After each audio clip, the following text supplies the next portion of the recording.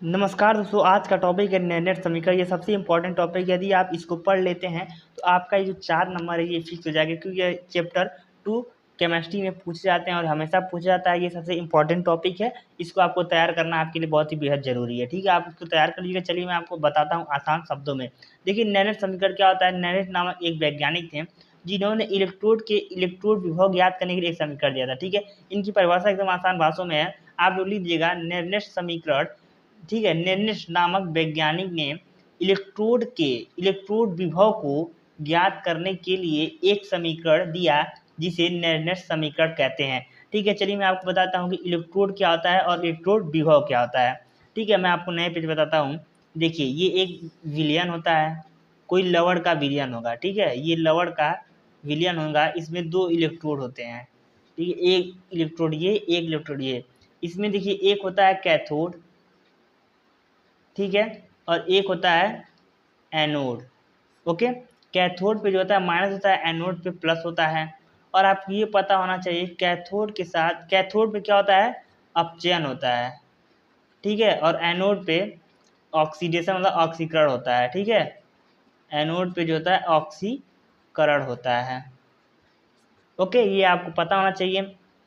और देखिए, इसी को इलेक्ट्रोड कहते हैं। ठीक है, इसको इलेक्ट्रोड कहते हैं इन दोनों को। ओके, और हम कहते हैं कि जब इलेक्ट्रोड को, ठीक है, जब इलेक्ट्रोड को लवण के विलयन में डालने पर इस पे जो एक विभव उत्पन्न हो जाता है। ठीक है, जब इलेक्ट्रोड को आप किसी लवण विलयन में डालेंगे तो उस पर विभव उत्पन्न हो जाएगा, उसी को इलेक्ट्रोड विभव कहते हैं। ओके, आपको समझ में आ गया होगा। जब मान लीजिए ये एक इलेक्ट्रोड है, ठीक है, ये एक इलेक्ट्रोड है पेन, ठीक है, और मैं किसी विलयन में, लवणीय विलयन में जब इसको मैं ऐसे डाल दूंगा तो इस पर एक विभव उत्पन्न हो जाएगा। ठीक है, जो इस विभव उत्पन्न हो जाएगा उसी को कहते हैं इलेक्ट्रोड विभव। ओके, चलिए मैं आपको आगे बताता हूँ अब क्या करना है।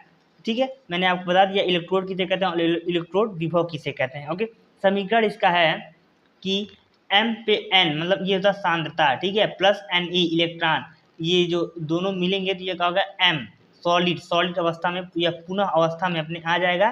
ठीक है, धातु अवस्था में। तो इसका ये समीकरण, आपको ये समीकरण याद कर लेना है। नेक्स्ट का जो होता है, आप ये याद कर लीजिएगा परिभाषा, उसके बाद समीकरण। ठीक है, उसके बाद इसके आता है सूत्र होता है। सूत्र क्या होता है जो न्यूमेरिकल के लिए बहुत ही इंपॉर्टेंट होता है। ठीक है, देखिए, E equal to E naught minus R T upon N F log E M upon M पे पावर एन प्लस। ठीक है, मैं आपको सब कुछ बताता हूँ कैसे क्या होता है। देखिए, अब क्या होगा, E equal to E naught minus, ठीक है, अब देखिए क्या होगा, जो ये लॉग ई है ना, तो लॉग ई इक्वल टू होता है, मैं यहाँ पे आपको बता देता हूँ कि लॉग ई इक्वल टू होता है 2.303 इंटू लॉग 10। ठीक है, लॉग ई का मान ये होता है। ओके, तो मैं यहाँ पे लिख सकता हूँ 2.303, ठीक है, are T upon N F. ठीक है, लॉग ई की जगह पे मैंने 2.303 लिख दिया, और आर टी है तो आर टी को लिख दिया, और लॉग 10 लिख दिया। ठीक है, ये मान होता है, और एम है, एम को लिख दिया। ओके, एम एन पे प्लस इसको लिख दिया। ठीक है, यही जो है आपका ये नेर्निश समीकरण का सूत्र होता है। ये सबसे इंपॉर्टेंट सूत्र है, यही बोर्ड एग्जाम में पूछे जाते हैं। लेकिन मैं आपको ये बता देता हूँ इसमें किसको क्या बोलते हैं, इसको क्या बोलते हैं, इसको क्या बोलते हैं। ठीक है, ये आपको पता होना चाहिए। यदि आप पता है तभी आप न्यूमेरिकल कर पाएंगे। ठीक है, मैं चलिए आपको बता देता हूँ। देखिए, ई इक्वल टू होता है, ठीक है, इलेक्ट्रोड। ठीक है, इलेक्ट्रोड होता है। ओके, ये होता है इलेक्ट्रोड। ठीक है, ई इक्वल टू होता है इलेक्ट्रोड विभव। Okay friend, E naught equal to होता है मानक इलेक्ट्रोड विभव। ठीक है, अब जो ये n है, n इक्वल टू होता है इलेक्ट्रॉनों की संख्या। ठीक है, और जो f है, f इक्वल टू होता है फैराडे का नियतांक। ओके, आपको दिख रहा होगा। और ये जो होता है, जो ये r होता है, ठीक है, r जो होता है ये होता है गैस नियतांक। ठीक है। ये सब का मान आपको पेपर में न्यूमेरिकल में दिया रहेगा, ठीक है। गैस नियतांक, ओके, टी इक्वल टू होगा परम ताप, ओके।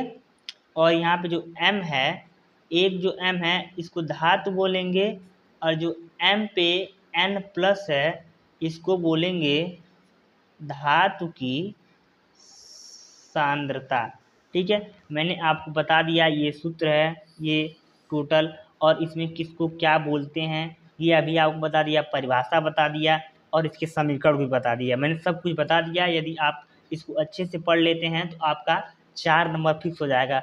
और चलिए मैं आपको बता देता हूँ कि जो बोर्ड में न्यूमेरिकल पूछा जाता है उसके लिए आपको इस फॉर्मूलों की नहीं लगाना है। ये फॉर्मूला लगाएंगे तो आप सॉल्व करते रह जाएंगे क्योंकि लॉन्ग होता है। मैं इसके लिए शॉर्ट कर दिया हूँ, ठीक है, शॉर्ट टर्म में ला दिया हूँ। उस फॉर्मूलों को आप याद कर लीजिएगा, उससे आप न्यूमेरिकल करने में आपको आसानी होगी और आप जल्दी से कर लेंगे, ठीक है।